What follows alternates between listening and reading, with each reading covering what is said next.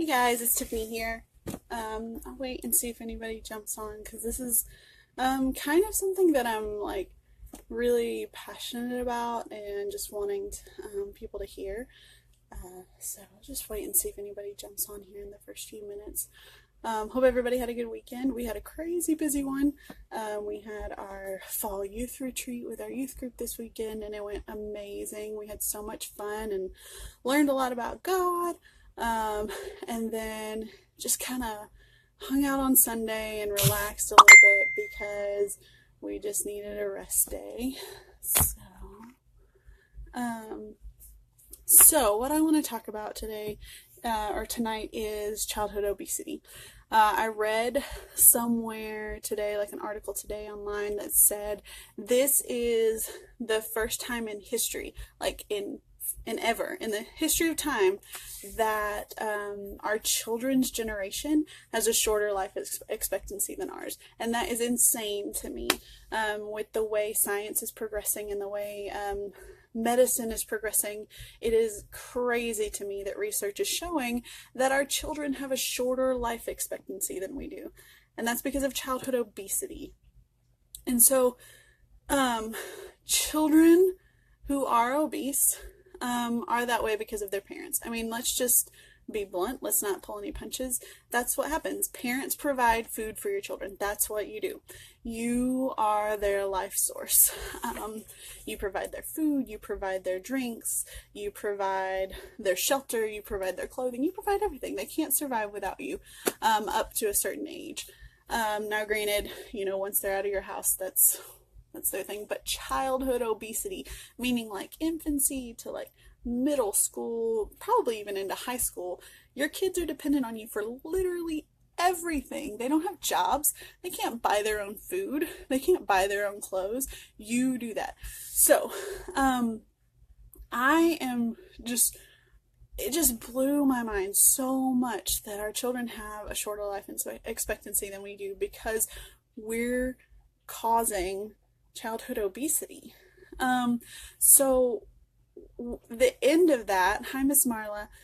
So the way to end childhood obesity is, as parents, start setting the example for your children now on how to eat healthy. So you have to buy the food, you have to buy what they drink, you decide what to cook for dinner, you decide to put what to put in their school lunches.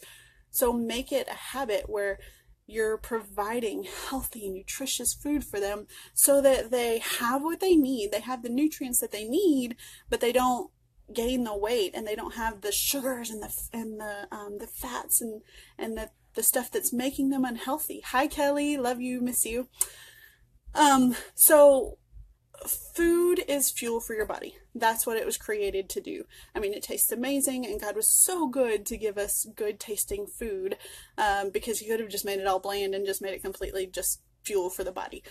So he was so gracious and so good to put taste for our food, but food is fuel for the body, whether it's good fuel or bad fuel. So think of it like a car. Like my car engine, if I put diesel fuel in my car engine, my engine's gonna explode. Well, I don't know that it'll explode, but it won't be good. It won't run.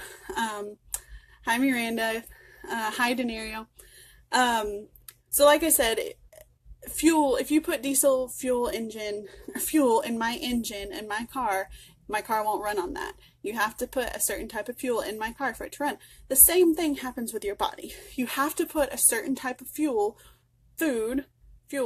in your body for it to run properly. If you put the wrong type of fuel in it, it's not going to work properly. It's going to get fat. You're going to gain fat. You're going to have high cholesterol. You're going to have, you're going to work into the obesity aspect of it.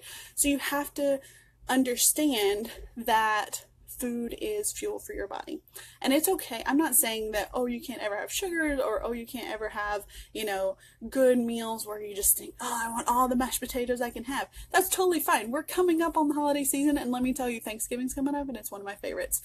You best believe that on Thanksgiving Day, I will be having an amazing meal. So it's okay to have those meals every once in a while, but they don't need to be the norm.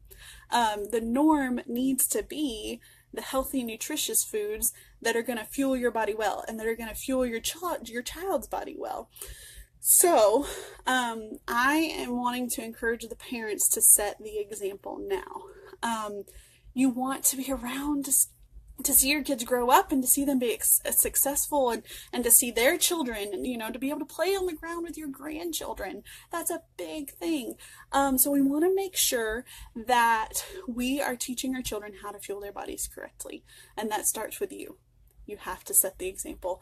No matter who you are, even if you're the worst parent in the world, and trust me, you're not, so don't get down on yourself. You are not the worst parent in the world. I promise you there's someone out there that's worse.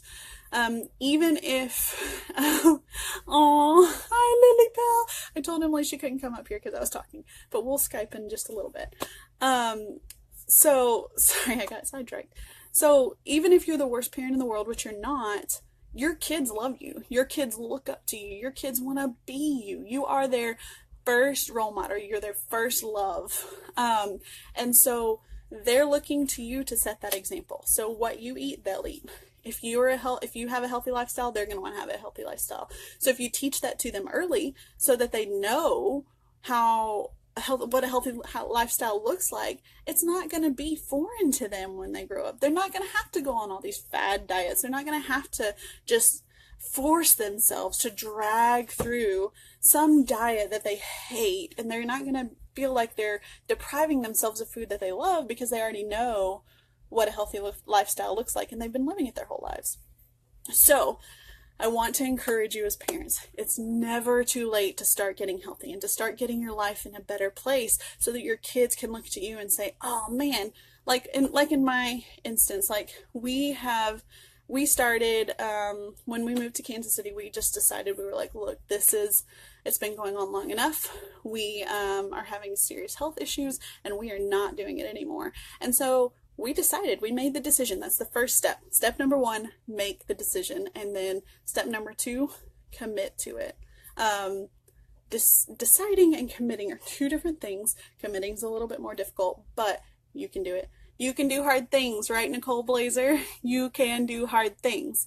So commit to a healthy lifestyle, if not for your own health, which you should, then for the sake of your children who are looking at you and saying, oh, look, mommy and daddy live a healthy lifestyle. I want to do that. I want to be that. So that they don't have to run into these things when they get older where they feel like they're depriving themselves of food that they love, where they feel like, oh, the norm is eating healthy, and every once in a while we splurge, which is so great and it makes it so much better. But then they fall right back into that norm, and it's so easy for them, and then it doesn't have to be a huge hard task for them like it is for us. So let's start today. Decide that you are wanting to start your healthy lifestyle now, and then 2, commit to it today, right now. Commit to it. If you're wanting to commit to a healthy lifestyle, drop a hashtag healthy lifestyle down in the comments, and let me know that that's something that you're wanting to commit to right now. And if I see that in the comments, I'm totally going to reach out to you and be like, hey, you can do this. You've got this. And then I want to make sure, and especially for friends, I want to make sure and follow up with you and hold you accountable to that. For your sake, one, and for your children's sake, too, because the end of childhood obesity starts with you. Yeah, starts with you, the parent, and the role model, and the people that these kids are looking up to. Hi, Gidget. So start today. Let me help you. Let me be an encourager to you. Let's walk through this together, because honestly, if you do it alone, the likelihood of you failing or quitting is so much higher than if you do it with some friends. So let me come alongside you. Let me help you walk through this journey, this health journey of getting healthier and teaching your children how to be healthy, teaching your children how to live that healthy lifestyle so that they don't have to walk through the obesity epidemic that we're facing now. So again, if you're deciding right now and you're going to commit to a healthier lifestyle, even if it's baby steps are good. It doesn't have to be full blown, like I'm not ever eating sweets again. It can be, this week I want to reduce, my sugars by this percentage, or this week I want to make sure and keep my carbs under this amount of grams per week. And then just take baby steps to lower those again. Or this week, I want to make sure that I get this many servings of vegetables a day. So little steps like that in improving your health can just kind of snowball onto themselves and become a lifestyle. So, drop a hashtag healthy lifestyle down in the comments if you're if you're deciding to commit to a healthy lifestyle today, and let me walk beside you in that. Let me encourage you. Let me be there and be a friend for you, because it's so much easier when we help each other. All right, guys.